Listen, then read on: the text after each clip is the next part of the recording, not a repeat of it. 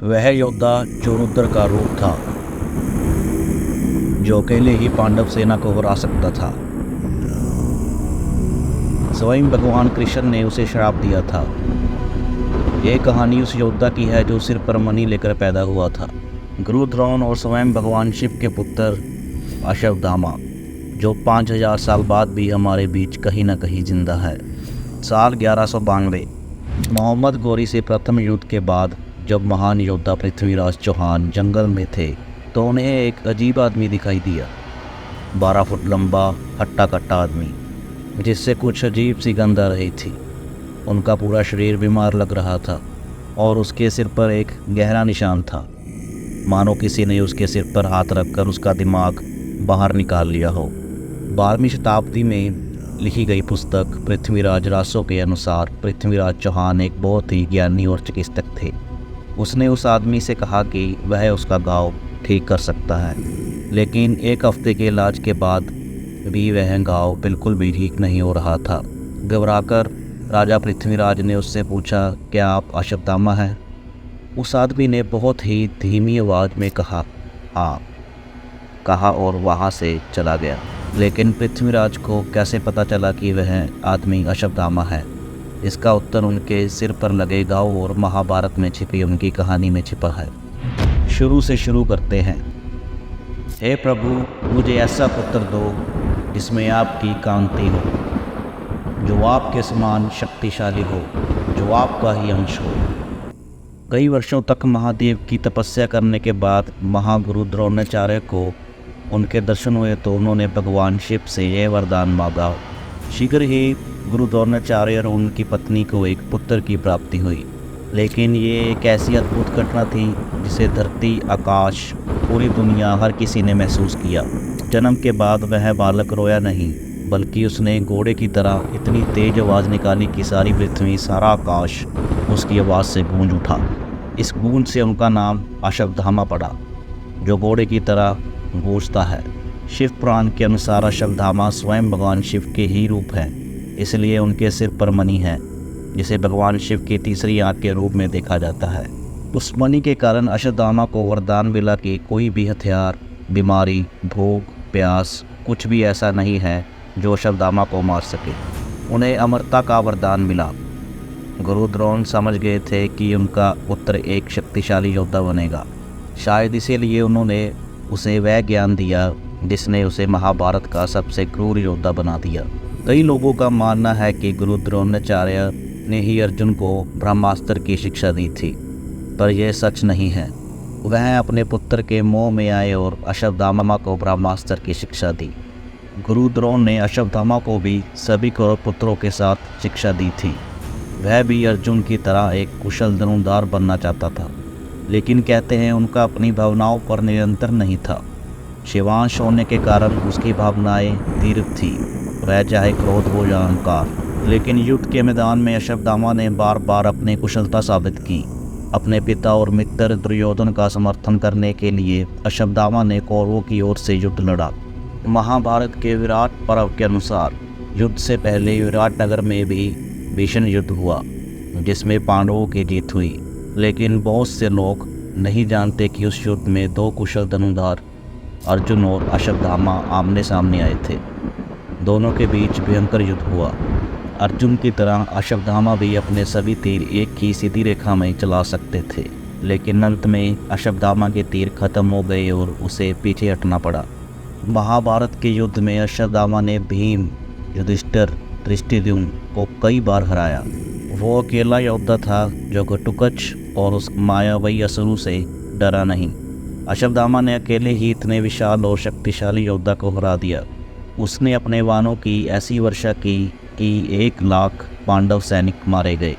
अपने पुत्र अभिमन्यु की मृत्यु का बदला लेने के लिए जब अर्जुन ने जयद्रथ को मारने की प्रतिज्ञा की तो अश्वत्थामा ने अर्जुन को रोका और जयद्रथ को बचाया। यहाँ तक कि जब अर्जुन और कर्ण का युद्ध हुआ और अर्जुन उसे हराने ही वाला था, तब अश्वत्थामा ने उसकी रक्षा की। युद्ध के 14वें दिन अश्वत्थामा ने एक ऐसा अस्त्र चलाया जिससे युद्ध उसी समय समाप्त हो जाता। नारायण अस्त्र, जो सभी शस्त्रधारी योद्धाओं को एक साथ मार सकता था, लेकिन भगवान श्री कृष्ण ने सभी सैनिकों को अपने हथियार छोड़ने और जमीन पर लेटने के लिए कहा और अश्वत्थामा का आक्रमण असफल रहा। ऐसा माना जाता है कि यदि अश्वत्थामा का क्रोध अपनी सीमा को पार कर गया होता तो वह अकेले ही पूरा युद्ध समाप्त कर सकता था, और जल्द ही वह समय आ रहा था।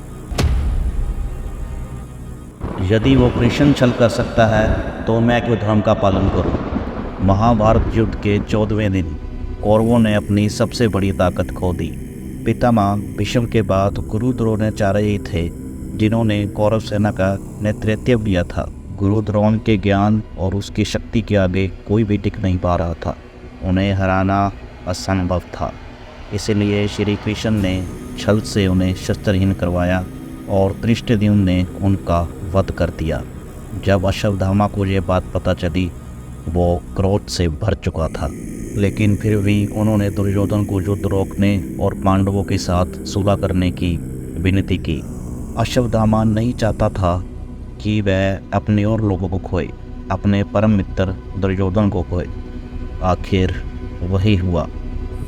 युद्ध के 18वें दिन युद्ध की भूमि पर अश्वत्थामा ने देखा कि उसका प्रिय मित्र दुर्योधन मौत से जूझ रहा था। युद्ध के नियमों को तोड़कर उसकी झांगा पर वार करके उसे हराया गया था। उसने दुर्योधन को वचन दिया कि वो पांडवों का अंत कर देगा। पांडवों के शिविर में पहुंचते ही अश्वत्थामा ने शिव की आराधना की। भगवान शिव ने अश्वत्थामा को आशीर्वाद दिया, जिसके बाद वह अपने रुद्र रूप में आ चुका था। उसका गुस्सा, उसकी शक्तियाँ सारी सीमाएं पार कर चुकी थी। देर रात में वह पांडवों के शिविर में घुसा और उसके रास्ते में जो भी आया अश्वत्थामा ने उन सभी का वध कर दिया। अश्वत्थामा ने अकेले ही धृष्टद्युम्न और खंडी जैसे महान योद्धाओं को हरा दिया और सारी पांडव सेना को नष्ट कर दिया। सभी तंबुओं में अश्वत्थामा ने आग लगा दी। कई सिपाही जल गए। अपने पिता की मृत्यु का बदला लेने के लिए उसने धृष्टद्युम्न को मार मार कर उसके सर को कुचल दिया। आखिर में अश्वत्थामा एक छोटे तंबू में घुसा जहां 5 लोग सो रहे थे। अंधेरे में उन 5 लोगों को पांडव समझकर अश्वत्थामा ने उन 5 लोगों का वध कर दिया और एक को भीम समझकर उसका सर धड़ से अलग करके उसके सर को लेकर अश्वत्थामा दुर्योधन के पास पहुंच गया। सर से लेकर पांव तक खून से लथपथ अश्वत्थामा को एहसास हुआ कि उसने पांडव नहीं उनके पुत्रों का वध कर दिया।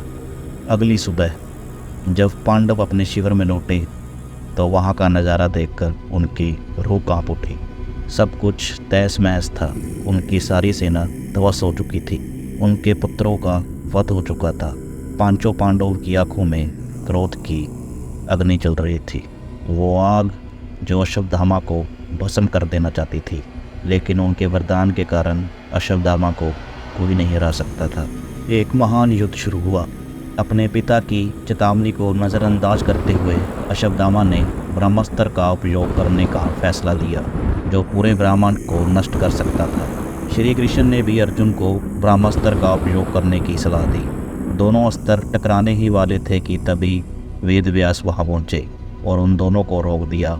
उन्होंने दोनों योद्धाओं को समझाया कि वह अपने अपने अस्त्र वापस ले लें। अर्जुन ने अपना ब्रह्मास्त्र वापस बुला लिया, लेकिन अश्वत्थामा को ऐसा करने का ज्ञान नहीं था।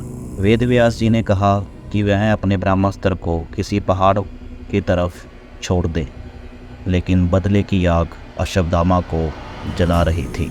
उसने पांडवों के आखिरी अंश को ख़त्म करने के लिए अपने तीर को उत्तरा की ओर मोड़ दिया, जो गर्भवती थी।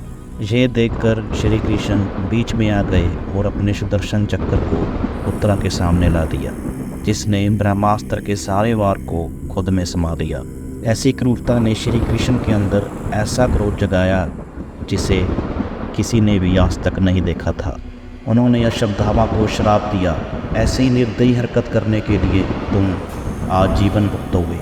तुम्हें कुष्ठ रोग लगेगा जो तुम्हारी त्वचा को सड़ा देगा। लोग तुम्हें देखकर भाग जाएंगे।